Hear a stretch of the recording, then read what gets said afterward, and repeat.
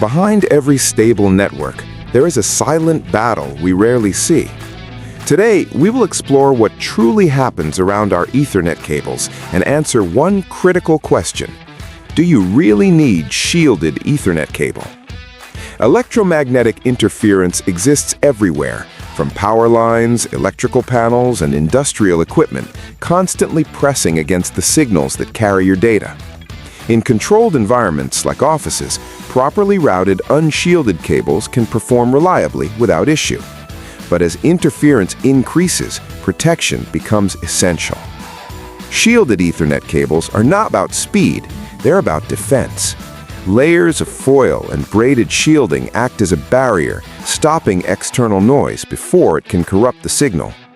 However, shielding alone is not enough. Without proper grounding, that protection disappears entirely. When we compare shielded and unshielded cables in the same environment, the difference becomes clear. One struggles, the other remains stable. This is why shielded cables are not required everywhere, but in high EMI environments like data centers and industrial facilities, they become a necessity. Because in networking, performance is not about excess, it is about choosing the right protection in the right place for the right reason.